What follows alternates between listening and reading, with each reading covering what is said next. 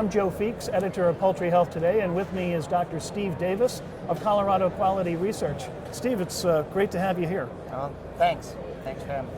Steve, I want to talk with you about a subject that I've interviewed you about before, and that's necrotic enteritis. But the difference now is that some people are trying to raise poultry without antibiotics, and if they can do it, more power to them. But you were just expressing concern about that from a gut health perspective and specifically enteritis. What are you seeing in the field?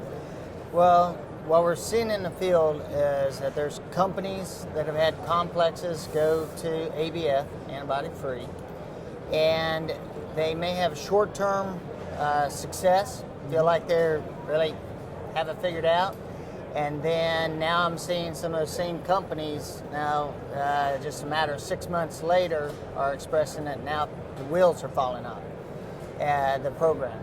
And in our research that we're doing, we're having a lot of people looking at alternatives, products either water-soluble or in-feed, feed additives, that type of thing.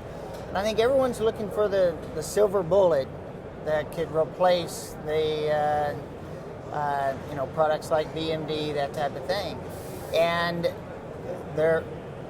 we're going to struggle to find a silver bullet. I just don't think it's going to exist. And why do you think that is? What is it about necrotic enteritis that makes it such a difficult disease to control without antibiotics? And that's a very good question, because I truly believe it's a very complex disease. That's why the model is very difficult, and there's a lot of different models out there.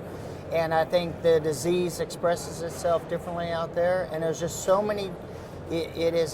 It's a complex disease. It's not a single pathogen disease. And it's more of a syndrome that's occurring because there could be multiple factors, and those factors are not always present in all complexes or all outbreaks. And it changes and is different from farm to farm and from complex to complex.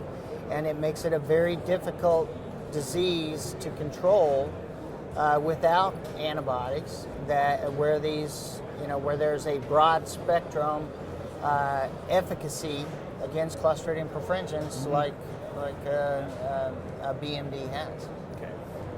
Now, you've probably looked at some other alternative products. Can you tell us about your research there? Yeah, we have looked at a lot of alternative products and water-soluble feed additives. And to tell you the truth, we have tested more products that actually make the necrotic enteritis worse than it does make it better. And it becomes very frustrating to our clients that are looking at these products, because in a test tube or in a petri dish, it looks like that their product is very efficacious against the Clostridium perfringens, and even our specific challenge, Clostridium perfringens. But the broiler intestine is not a test tube or a petri dish.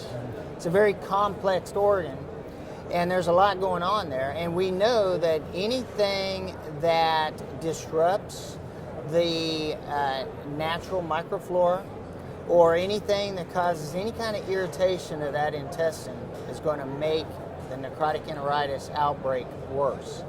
And I think that's what we're measuring, and that's what we're seeing, is that we have products that, yes, in a test tube or a petri dish, looks efficacious. But we put it in the bird, it's causing some disruption of the natural microflora, or causing irritation of that gut, and that leads to higher mortality and loss of performance in Clostridium perfringens challenge.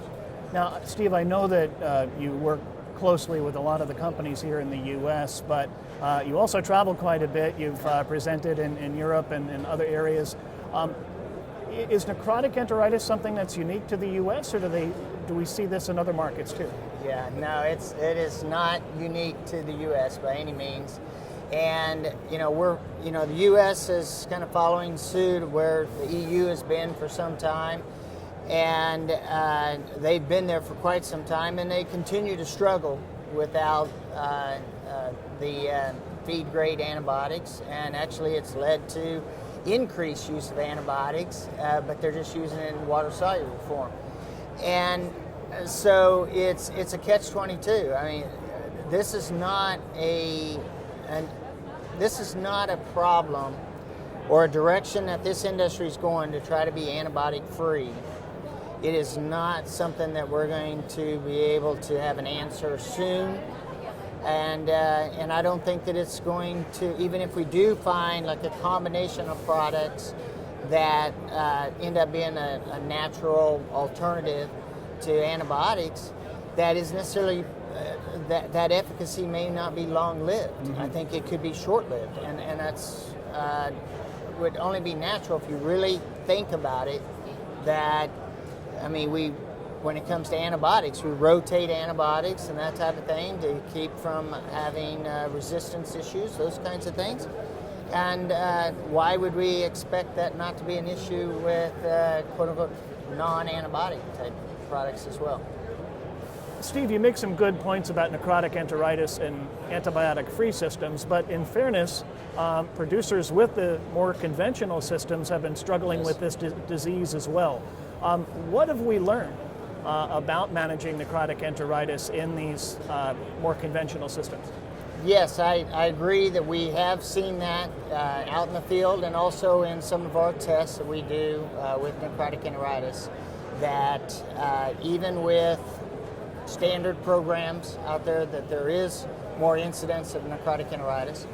One thing that we have found is that in our model with ionophores, in the use of those for the control of coccidiosis, and coccidiosis is obvious, a big factor in necrotic enteritis, mm-hmm. not just Clostridium perfringens.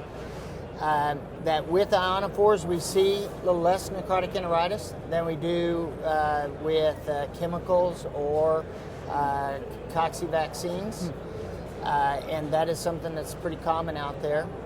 We also have found that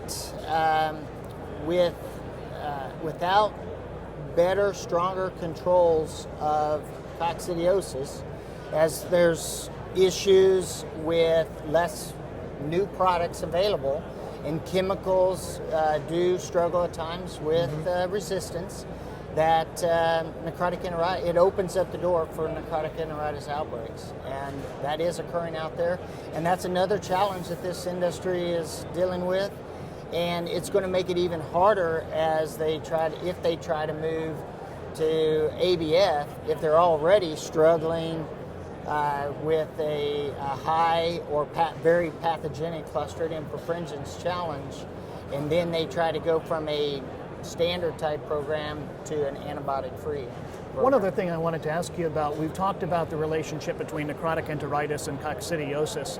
What about necrotic enteritis and gangrenous dermatitis? Any connection there? Actually, I feel that there's actually more of a disconnect than a connection, in that it is very uncommon to see farms that are having necrotic enteritis problems have gangrenous dermatitis problems, and vice versa. So, and you would almost think that they would go hand in hand. Yeah. And if you see an outbreak early, and both diseases are very age specific. Necrotic enteritis occurs in that 2 to 3 week range, but dermatitis usually shows up after 5 weeks of age. And but like I said, I have never personally myself seen a case where a flock broke with necrotic enteritis and then ended up breaking with gangrenous dermatitis later in that same cycle. Well, Steve, that's a really interesting point. We've been talking to Steve Davis, veterinarian and owner of Colorado Quality Research. Steve, it's always a pleasure. Thanks for joining us. Well, thank you. Thanks for having me. Thank you.